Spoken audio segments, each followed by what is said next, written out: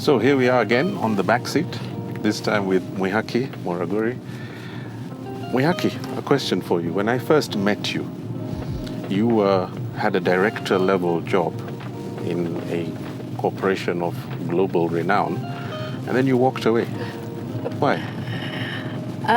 I did, and it's not something that I would have expected myself. So it wasn't planned. And I think it happened because of several reasons. One, it happened in year 6 that I was in that job, and probably was the longest job that I had had until then. So maybe there was a natural itch. Yes. Secondly, I was not as excited about the work that I was doing anymore. It had sort of run its course. I had done a lot. I had gotten exposed and been able to be impactful in the work, and I just couldn't see what next. And then the third thing, I think, is probably a direct result of the job itself.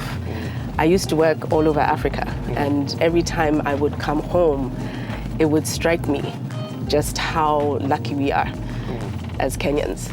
We have infrastructure, we have a vibrant economy, we have, people who are excitable and energetic.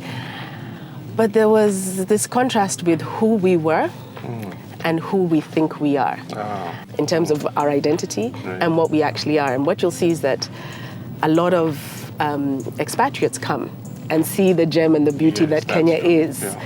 And we don't seem to see it. We ourselves are cynical. Exactly. And so I got frustrated and thought, you know what?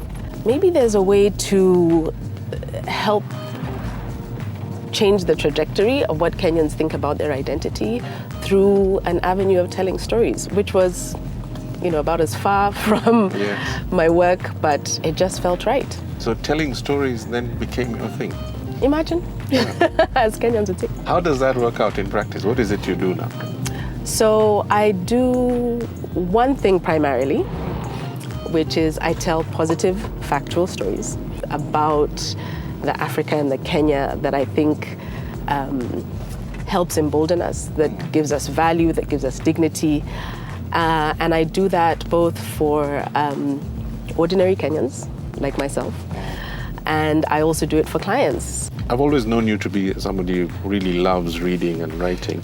So you have now found a way of doing this for a living. Apparently. I have, but I never thought that telling stories was going to be something that I was ever going to do. But life has a funny way of coming full circle. It does. And what I came back to in the last couple of years is my love of words and understanding that I'm thriving and I'm enjoying myself when I'm playing with words, whether it's speaking, whether it's writing. And now I found a way to marry all my frustrations of not seeing ourselves represented in a way that brings us dignity, and match that with my understanding of, for instance, the development sector, which unfortunately, when it comes to Africa, still trades in poverty porn when they're telling our stories, and my love of words. What is it like, finally, to do the thing every day that you love doing? Exhausting, but rewarding. I never thought I was going to be an entrepreneur. Somehow I thought I would tell these stories just by myself. And I think part of the reason that I was afraid of entrepreneurship as a concept was because I'm married to one, so I know how demanding it can be. I came to realize that I couldn't do it by myself. And so then I established a company called Paukwa, and then from there started having to do the thing which every entrepreneur has to do, which is running a business, doing business development, doing project and quality control, being the system administrator and the tea girl all at the same time. Worrying about cash flow. Yes, worrying about cash flow and payroll and all these things, but also having the time to write. And that gives me immense satisfaction when I have the opportunity to see how our stories have landed with people. It always blows my mind, right? And in that sense, it's really rewarding. Yes. Why is that so important, that we should own our own stories? Because no one else is going to do it for us. No one else has an obligation to tell our stories. But we, if we want to set the tone for who we want to be perceived as, and who we want our children to believe that we are, then it's our duty to tell our stories. And if we don't tell them, other people will, but to suit themselves. Absolutely, and that's what they've been doing for a long time. So you're on a crusade to make our own stories ours, make them clear, make them widespread, make them understood. It's still work at the end of the day. Yes. What I'm fascinated by is lots of us wish we could do the thing we love every day. But even when you end up doing that thing, you get a lot of, I think, self-satisfaction, yes, but you still have to run the business, manage the cash flow. It's still a grind.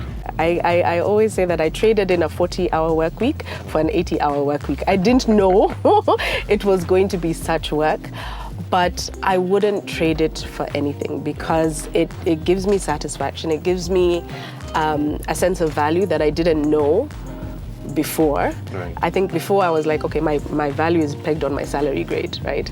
Now my value is very much understanding what I have to give and seeing how people react to it and seeing that there's actually a niche for it. I always think, working as I do with the private sector, that some of our corporations have magnificent histories, 100-year histories, Yes. and it's not being told very well.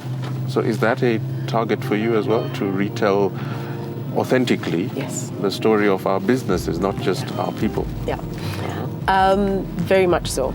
We've had institutions come to us and say, you know what, we've been struggling to tell the story of our history and our contribution to this country. People only see us as a corporate, but we're so much more. We've had this influence, and being able to, walk with them and unpack what that story is and Yes. help themselves, also get excited about it.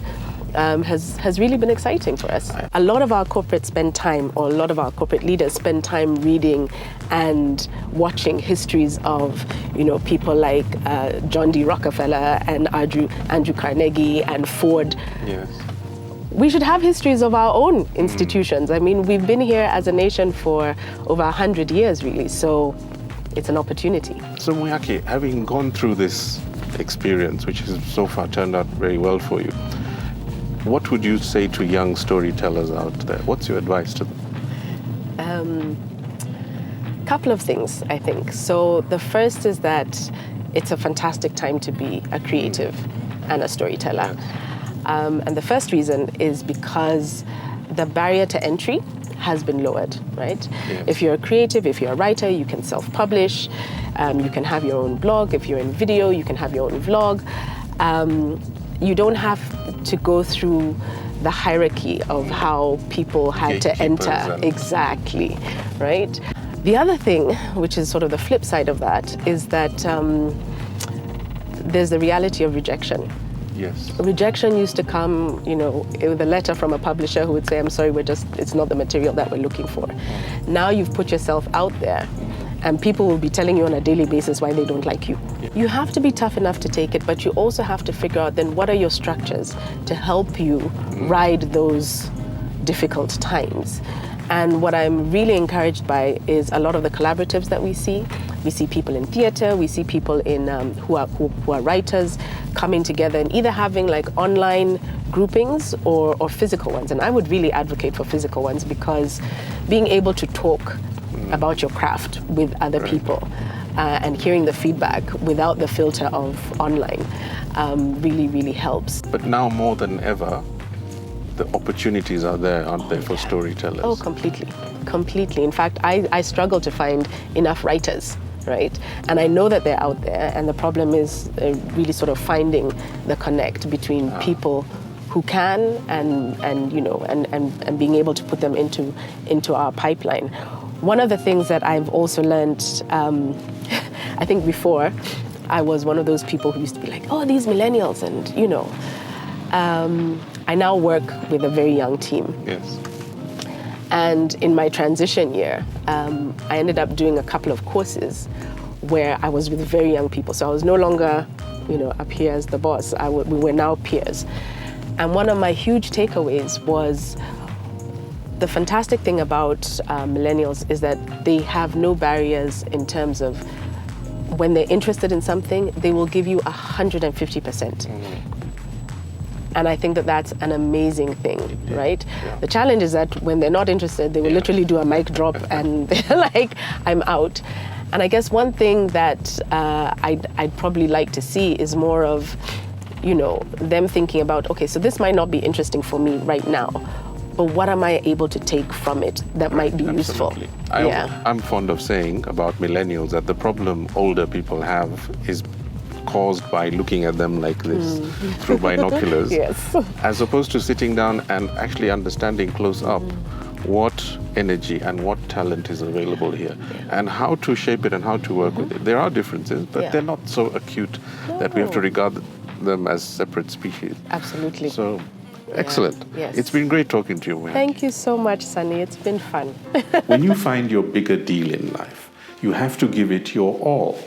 When you discover or uncover your life's work, you have to stop doing everything else.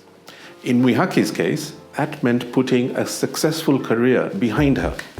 It meant doing her new work, really doing it, even though there wasn't initially an obvious business case. Sometimes the money reveals itself later, and sometimes it never does. But doing the work we do best remains important, even if we have to bend the world to our purpose. Storytelling is a big deal. Humans respond to stories. We need narratives. We need to have a plot line for our lives. If we don't tell our own stories, someone else will, on their own terms, to suit their own agendas. We must record our own histories and shape our own futures. So when you see someone doing just that, join them, support them, clap for them. See you next time on The Backseat.